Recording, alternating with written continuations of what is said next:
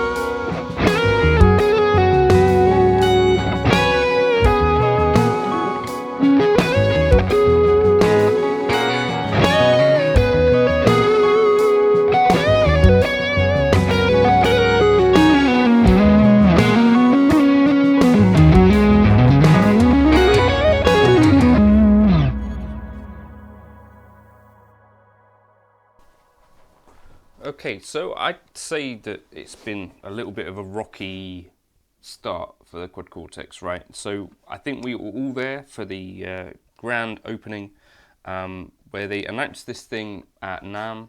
Is it 2019 now? It took a while for pre-order people like me to actually get hold of one. And when we did, I think some of us thought, well, this is not exactly even up to par with some of the feature set that you might get from existing devices like Fractal or Helix or whatever. And there were things missing, you know, like this might be one of the only modelers to not have a looper in it at launch for quite some time. Anyway, beyond that, in June of 2022, they said Course 2 was going to enable a few interesting things. The main one for me was hybrid mode. So up until yesterday, you couldn't actually use these stomps for anything other than either stomps at one time, presets at one time, or scenes at one time. What you can now do is split half to be either presets, stomp, snaps. I'll show you that stuff later on. So that one is a significant update and is a feature that I would really use live. It does create a few additional kind of issues, but I was probably expecting a bit more from this update, to be honest. It seemed like they were working on some really big things. I was kind of expecting there to be a marketplace because some people have been saying, oh, I can't wait for there to be a marketplace. People that were selling or intending to sell on the Quad Cortex. Myself, I'm not sure that would be hugely beneficial for the end user, but in some ways I think it would probably create more hype because people will be creating more videos with the Quad Cortex. I'm thinking specifically of third-party sellers here. As it is, they haven't changed that. They have created some interesting changes to the capture system. However, captures still sound the same. They sounded the same before, so it doesn't really make any new noises. They added one amp, the John Petrucci Mesa Boogie, which I think is a great addition. They've added 893 new captures, a whole bunch of stuff from the Tone King to Fender Hot Rod Deluxe, Bogner Ecstasy, a few things like that. and some fuzz pedals, which is slightly odd because they themselves have said that it's not particularly great at capturing fuzzes. That's an odd one. They added a global EQ. I think that's important for some folks. However, there is one small problem with the global EQ. It actually uses up part of your CPU. As you'll discover later on in this video, I tried to add it to a preset with 71% CPU usage. I couldn't use a global EQ with that, so it's implemented within the same kind of CPU load as your main preset, which is not necessarily ideal. So all in all, you know, there's some other bits and pieces that they've sort of tinkered with. They added or updated Univibe. So there's been like 2-3-ish kind of sound updates with this one. Also, they've made it so you can globally bypass cabs, but honestly, I was expecting quite a bit more, since we have been hearing since June 2022 that it's going to be coming. I was thinking, well, this must be a bit of a game-changing update. As it is, you get a hybrid mode, which is useful, but implemented in a couple of strange ways as well. And ultimately, I'm not sure that this actually changes the device in a hugely meaningful way going forward. So be interested to know your thoughts on that, whether this was exactly what you're waiting for, were there other things that you're waiting for.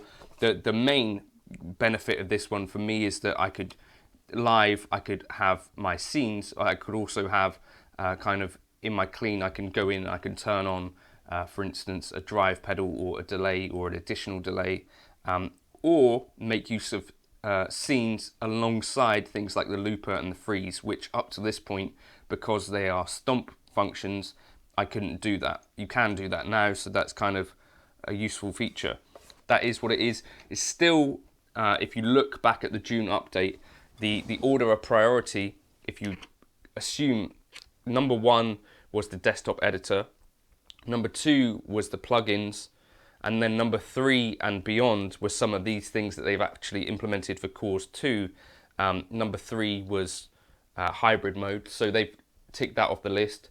But there's still the issue of the desktop editor, and there's still, I think, an even more complicated issue of the plugins. So I don't know at this point what year it might be that the plugins get ported to the Quad Cortex. I don't know whether it will be soon or not so soon. But let me know your thoughts on the update. Was it everything you'd hoped for, or are there still some little bits that are missing for you, or big bits that are missing? I'd like to know your thoughts. I'll show you now how I'm using hybrid mode. By the way, that strat in the beginning was played from way before I made the no strat promise. If we go over here, we've got some new things. Go over here, settings.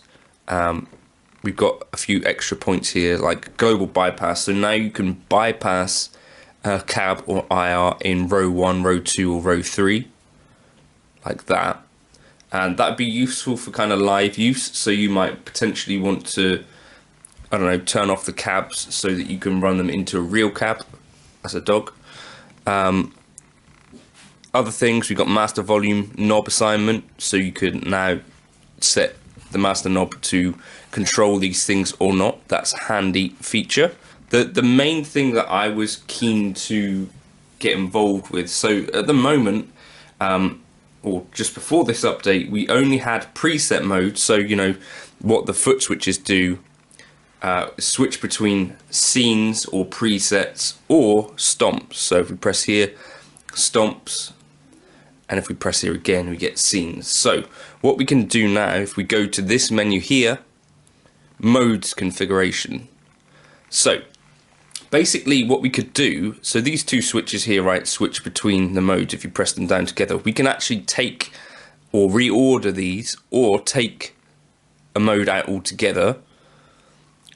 So for example, now you just go between stomp and scene mode, which is useful for me because live I use the same preset at all times. So I could just go between with these two switches, the two modes. So that's useful. The other thing that you could do is this. If we go to modes configuration, if you drag stomp on top of scene, now the top row will be stomps and the bottom row will be scenes. Now, important to note, however, that it's kind of a little bit strangely implemented. So now we get the A, B, C, and D of the stomps, and the E, F, G, and H. Or if you go back to the modes configuration page, you can press it and swap the configuration around, or long press, and it goes back to being an unintegrated mode. So now this is how I think I'd be running the stomp, like this, because I would want scenes, clean rhythm and lead at the top. So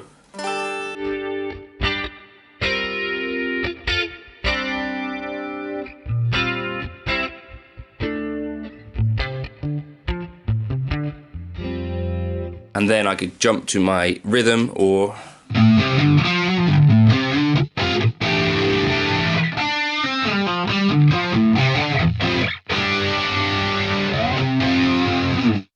okay.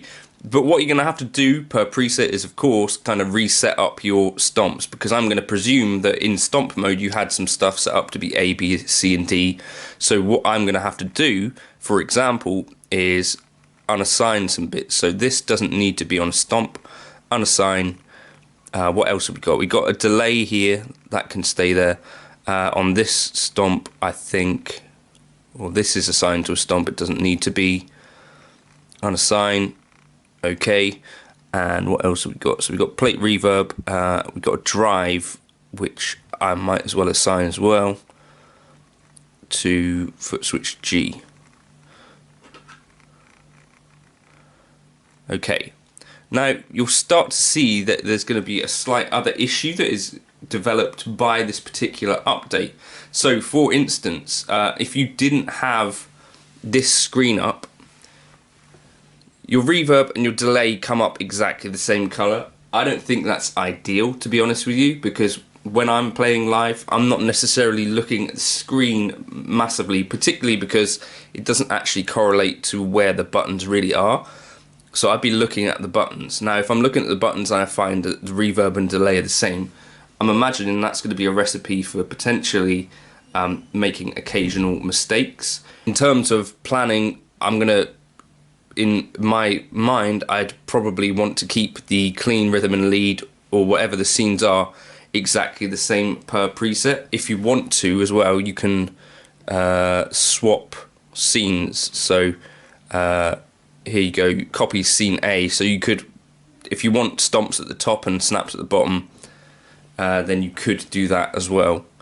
So copy scene A and then put it down to scene E. In fact, that might be one of the things that I would do, is just have it so that all of these scenes are the same, so that I could have either stomps above or below. I think that might be a way forward. Another thing to bear in mind now is that if you go to settings, we've got scene bypass state behavior, which is going to be important. And this is quite a cool little feature. So we could either have do not overwrite bypass state when changing bypass state by any method. So what this is essentially going to do, say you turned on the drive on your clean.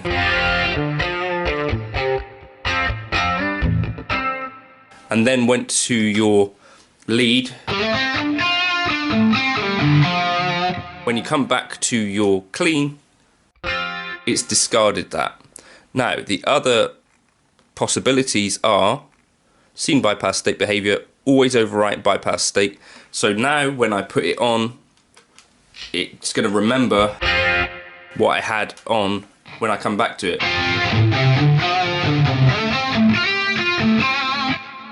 So it should be on again now. So that's remembered the state change. Let's just turn it off again.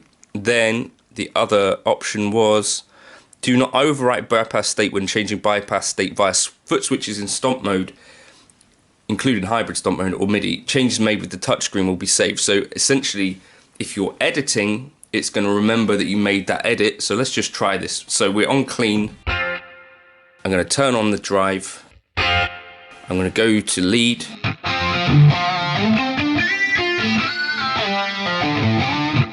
And it's forgotten that. That's if I made that change on the touchscreen, Now we've got the drive on.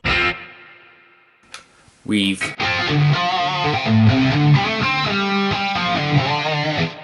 come back and it's remembered because we made the change on a touchscreen. That's a really handy little feature, so I'm a fan of that. Aside from that, what it does mean now is that we can use the freeze within a preset which also uses snaps, or the looper. That's a really good thing.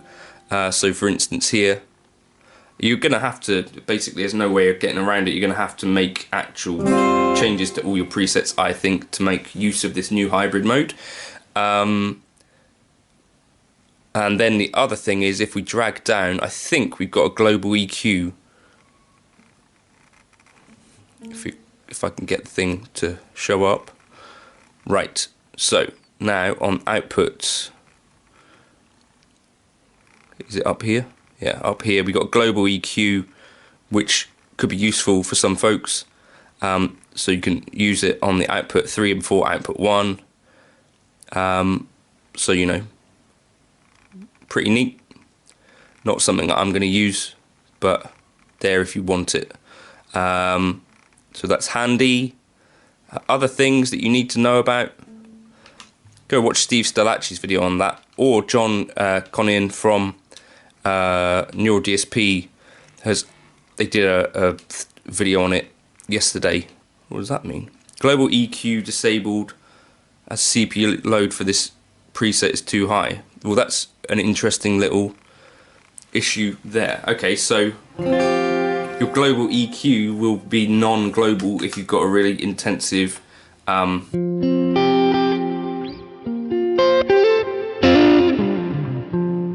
preset. That's an interesting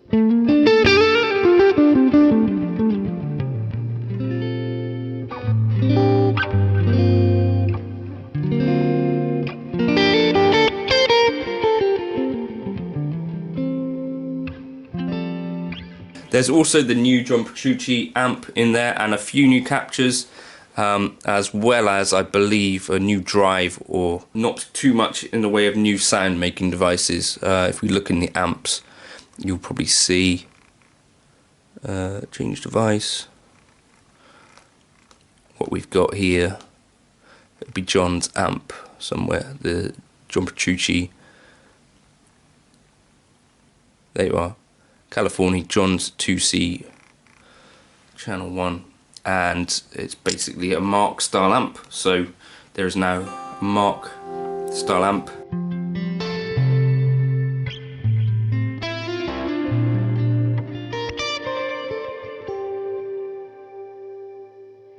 With the 5-way EQ. Interesting.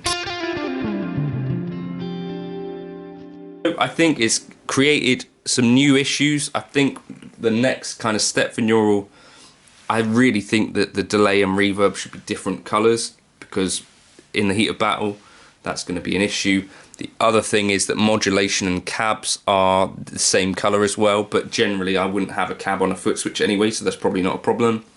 And then the global EQ, actually, if you've got a really, well, is it that busy CPU monitor, you won't be able to run your EQ if it's I mean, that's not even that high, is it? A little bit limited in some ways, right?